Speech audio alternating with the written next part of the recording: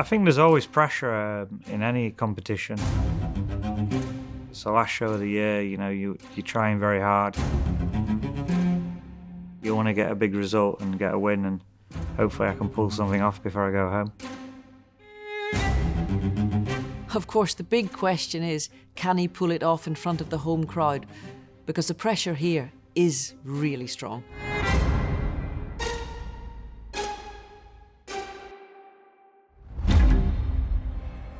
For me, it's just a wonderful highlight from a British perspective, because it brings together 3 World Cup competitions and obviously dressage, the driving, but the pinnacle is the show jumping on the final day. It's just magical. I remember the first time I came back here to ride myself. It's just magical being part of this event. It's just Christmas. It's just a great atmosphere, and it just gives you that extra buzz, you know, to be competing here. With the fact that we had 6 of the world's top 10 in London, it shows that this particular show is as popular as ever. It attracts huge crowds. It's a testament to this show's continued prominence on the equestrian calendar. British show jumping has obviously been going through a bit of a golden period.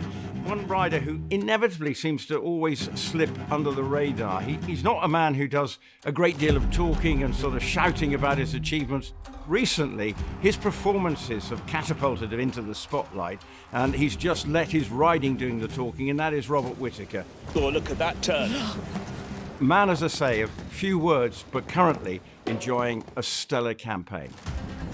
That was a tremendous piece of horsemanship. Robert has really been building the homebred Vermento carefully. Vermento is a big horse, and Rob must have been doing some amount of work at home, 'cause the horses come on in leaps and bounds. You can see this winter that the two of them have come into a form that is quite special. What a wonderful moment for Rob Whitaker. It's just fantastic to win a World Cup. You know, it's my second 5-star win on this horse now, so it's just, yeah, I don't know what I can say really. He then has backed that up with a second place in A Coruña. They were victorious in Helsinki. Can they repeat that World Cup performance? I was drawn last to go. I did everything I think I could have done really. I tried to be very, very fast, but it was just one of those classes. There's only half a second in it. Philip Weishaupt won it on Kobe. He's known to be very, very quick on that horse. It was close, but I was very happy with my second place. It is a brilliant performance from Rob Whitaker and Vermento. Well, coming into London, could he continue that run of form? And we are at the Longines FEI Jumping World Cup. It is a huge weekend here. A win in London will be a well-earned Christmas gift. My dad bred Vermento. He's 11 now, so I know him inside out, and he probably knows me inside out. We've got a good relationship, and I think it works. He has a big heart. He's always trying very hard, and he gives everything really when you're trying to win. It is difficult to breed a horse to any level of jumping. I think to breed him, and he's ended up winning 5-star Grand Prix, and I was shortlisted for the Olympics on him. I think it's an amazing achievement, and we're just very proud of him. You know, I saved him a little bit. I didn't jump the first day. I jumped him in a smaller class on Thursday. Yesterday I jumped the Grand Prix, but he was actually a little bit tensed. I actually rode him in the 6-bar. You know, I wasn't trying to win the 6-bar. I was just trying to get him in the ring and just, you know, tell him that it's okay, he can relax, and hopefully he'll be a bit more focused for the World Cup.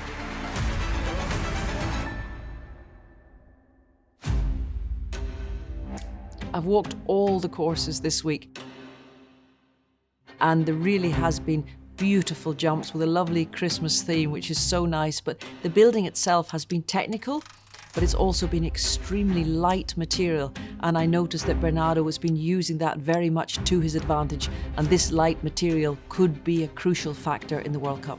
We've got 6 of the world's top 10. Kevin Stout heads the Western European League. Rob Whitaker in second. Richard Vogel in third place. I don't think people thought it was easy. Your initial reaction it wasn't over big, but I just think he was very smart with these lines. 2 doubles following each other, that is quite unusual. Some of the distances rode quite short. The verticals were very, very tall. This is 1.60 m. It is the maximum height that you can go in the sport of jumping. Daniel Cole for Ireland, he retires. The first of the 37 competitors to go clear. It is Tim Gredley. It is clear for Ireland. It is clear number 2. We have a jump off in London. Henrik von Eckermann, the world number 1. Oh, it's gone.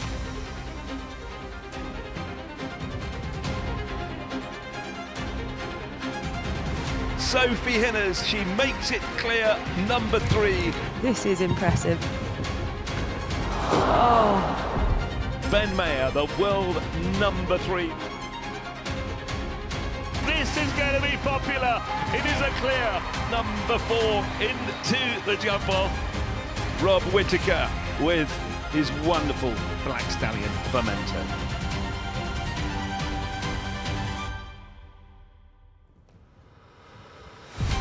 Whitaker and Vermento comes to the last. He is clear.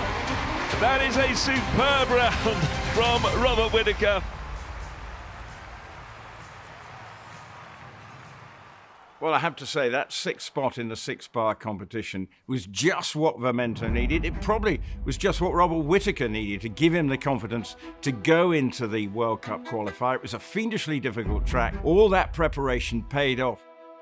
I thought the first round, he jumped fantastic. My round, I think, was very, very safe. He just jumped, I think, from start to finish. He jumped very good.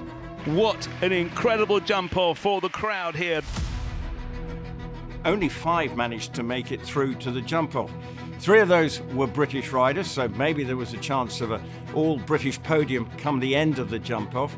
We had Sophie Hinners, who's been enjoying a great campaign with that win in Verona, but from Ireland, Dara Kenny, well, he was hoping to become the first Irish winner of the World Cup qualifier here in London since 2007, when Jessica Curtin lifted the title. When it gets to that jump off, I'm expecting Bernardo to have built a galloping track with a couple of crucial turns, but galloping will be the theme. He's had that all week, so I am expecting a really exciting, fast jump off. The doors are opened. Tim Gredley was first to go in the jump off. It didn't really go to plan. With Dara Kenny coming second up, he threw down the gauntlet. It was a very good round.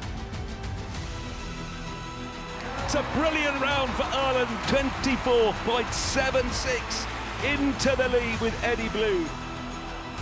And definitely for the chasing pack, the heat was on. Dara just had the perfect round. He took 1 stride out from 8 to 9. He did 5 strides, which, that probably didn't really suit my horse. So I was thinking to do 1 more there. I knew it was quick. Now we move. It's Sophie Hinners. She gets the 5 and she's tight back here. Oh, well. Oh, what a shame. So when Ben Mayer came into the arena, he was 4th to go. He's the defending champion here. The crowd know him, obviously winning the team gold medal in Paris earlier this year. The sellout crowd, I'm not saying they just thought he could turn up and win it, but once they'd seen Dara Kenny's time, they knew that Ben Mayer was going to have to produce another of his blisteringly quick rounds, which he often makes look so easy. 34.76 is going to be very close indeed. Can he win back-to-back London? Qualifies, he goes into 2nd place, 35.15. Ben Mayer with point break. It is Robert Whitaker with Vermento. 34.76. It's gone. It's gone to Ireland. Dara Kenny. So it was kind of all over for me. But to finish on 4 faults and finish 3rd was still a good result, and I'm very happy.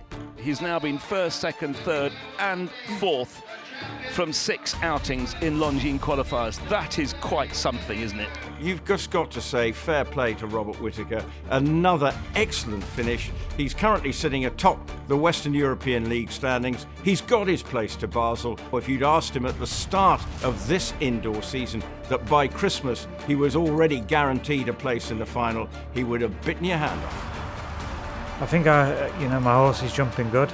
I don't see why he couldn't win it, If you don't believe it, it'll never happen.